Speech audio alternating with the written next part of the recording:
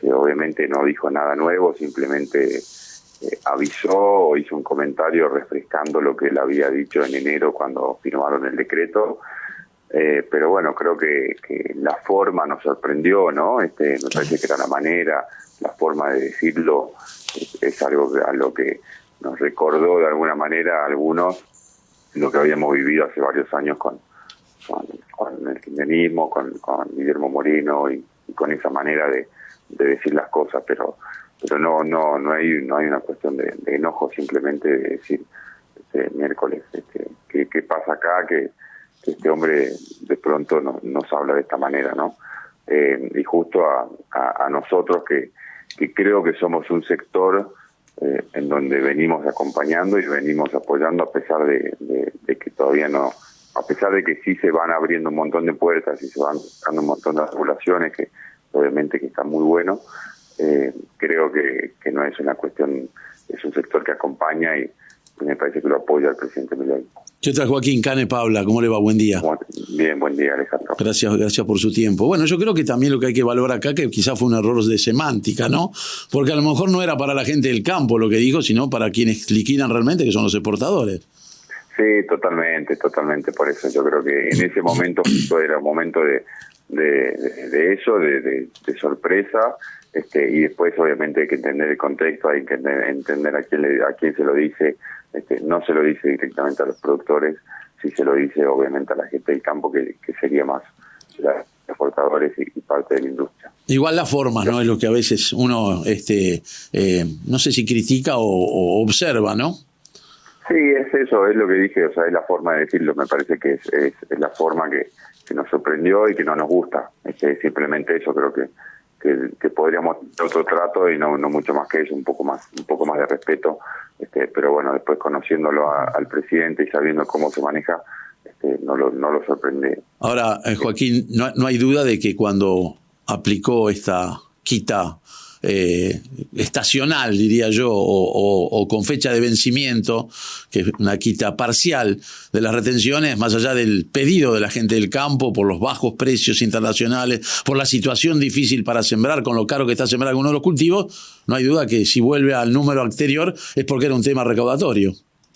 Sí, totalmente, y a ver, de alguna manera te está mostrando el hilacha de que necesita la liquidación de ahora urgente de este trimestre de los dólares. O sea, lo está mostrando y lo está de alguna manera pidiendo que así lo necesita.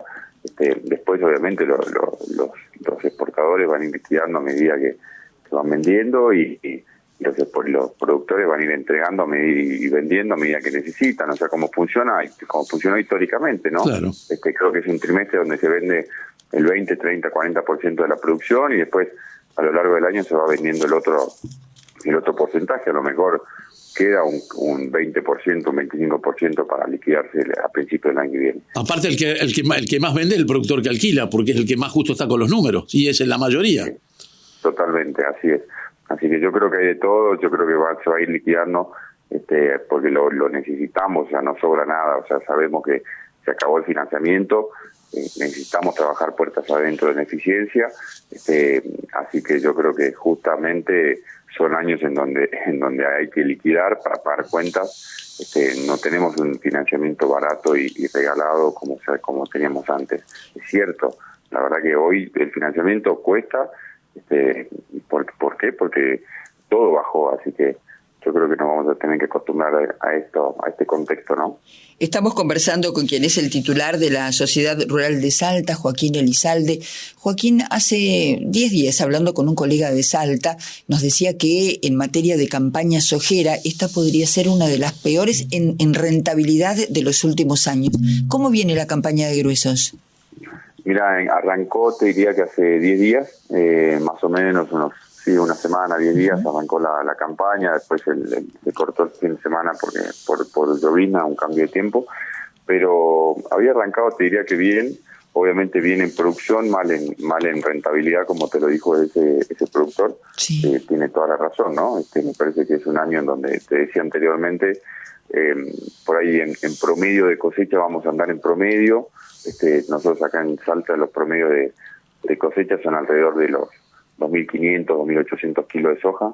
Algo obviamente que hay campos que se pueden ir a 3.000, 3.200, 3.300 y otros un poquito más abajo. Pero ese es el promedio. Después, entre el aumento de costos en dólares más los precios internacionales que nos ayudan, bueno, la rentabilidad es muy, muy justa. Así que no está muy errado. Sí te diría que lo que se empezó a cosechar hace unos días arrancó bien, o sea, es de lo mejorcito, y después, cuando nos vayamos hacia el este de la provincia, eso es lo peor, que eso sí tuvo una seca importante de enero y febrero, y bueno, la verdad que sufrió mucho estrés térmico, así que esperamos que sea menos, no sea tan grave, y que se pueda cosechar normalmente. Por lo menos teniendo la producción en la mano es otra cosa no tenerla.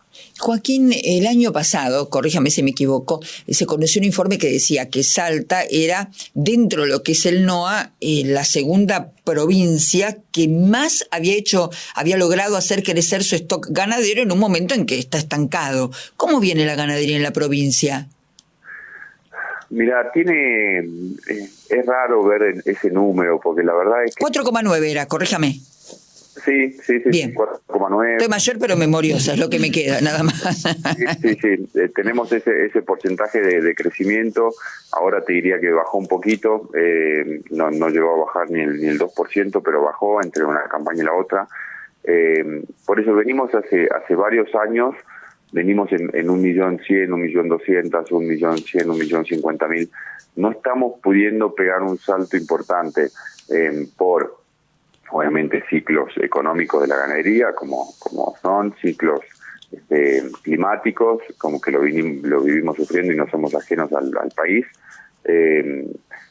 Creo que tenemos todo para crecer. Es una provincia en donde justamente ahora se nos está aprobando el ordenamiento territorial, en donde nos va a permitir crecer en cantidad de hectáreas, y eso nos va a permitir ya en zonas muy ganaderas. Es decir, que eso nos podría, si se hacen las cosas bien, si hay un fomento de la ganadería, si estos precios internacionales y locales siguen tan buenos como hasta ahora, creo que nos va a permitir en los próximos 10 años por lo menos duplicar el stock. La verdad que todo lo que nos queda casi todo lo que nos queda de tierra para crecer en Salta es ganadero, así que yo creo que Salta se podrá convertir en un líder en la región, sin duda. Obviamente Corrientes tiene 4 millones de cabezas, pero en lo que es NOA, sin duda, Santiago del Estero tiene para crecer, pero ya es mucho agrícola. Santiago del Estero se ha corrido las vacas hacia otro lugar.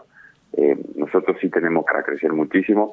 Ojalá que el gobierno lo entienda de esa manera y apueste, ¿no, Andrés? Salta, vos me preguntabas, una de las primeras preguntas que hiciste, o en la introducción decía de las problemáticas que tienen cada lugar, y yo creo que Salta sufre muchísimo de infraestructura. La verdad que tenemos una falta de infraestructura terrible, no solo en caminos, que la verdad que no tenemos. Todos los gobiernos anteriores se han olvidado de los caminos y de lo que eso significa para hacer crecer las distintas producciones, sino en la industria frigorífica. El 50% de la faena de la provincia se hace en otras provincias y vuelve como carne enfriada, o sea que ahí tendríamos también para crecer. Bueno, creo que hay para crecer en materia ganadera, así que ojalá que se nos pueda dar en los próximos años. Estamos conversando con Joaquín Elizalde, presidente de la Ciudad Rural de Salta. Con respecto al crecimiento, Joaquín, y a la ganadería, ¿hay todavía mucho margen para incrementar o mejorar los índices de preñez y luego de parición? Sí, totalmente, también. O sea, hay un montón para crecer. Creo que Salta debe estar en una tasa de destete del 60%, 50%, o sea, debe ser un poquito más bajo que el nivel nacional. Y tenemos para crecer. La verdad que eso también te marca y te dan ganas de seguir trabajando. Obviamente que tenemos muchos productores de punta que están con 90% de preñeces y con un destete del 80, 85. Hay buenos números, pero en general el promedio de la provincia es bajo y tenemos para mejorar muchísimo. Tenemos un problema grande que se nos viene ahora, que es todo lo que tiene que ver con la vacunación de frontera. Durante muchos años como vos sabés, Brasil, Paraguay y Bolivia están dejando de vacunar para aftosa. Nosotros no queremos dejar de vacunar para aftosa. pero durante muchos años los gobiernos han subsidiado la vacuna de la frontera, son cerca de 600.000 dosis a nivel país, Salta tiene 80.000, y son pequeños productores de subsistencia que no les importa si vacunan o no.